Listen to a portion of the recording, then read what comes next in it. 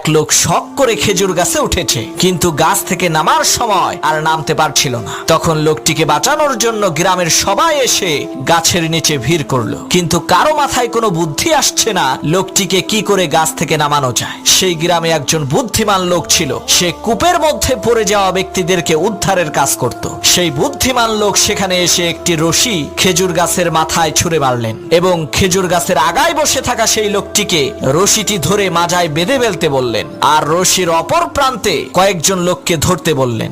বুদ্ধিমান লোকটির কথা মতো তারা রশিটিকে ধরলেন। হঠাৎ করে সেই বুদ্ধিমান লোক বলল, এখন টান মারো। লোকেরা রশি ধরে টান দিল, সাথে সাথে সেই খেজুর গাছে থাকা লোকটি মাটিতে পড়ে মারা গেল। তখন গ্রামের লোকেরা বলল, আপনি এটা কেমন কাজ করলেন? লোকটা মরে গেল। তখন সেই বুদ্ধিমান লোক বলল, ভাই, এটা লোকটার কিসমতের দোষ, আমার কোনো দোষ নাই। এই একই টেকনিক খাটাইয়া অনেক মানুষকে আমি কুয়া থেকে বের করেছি।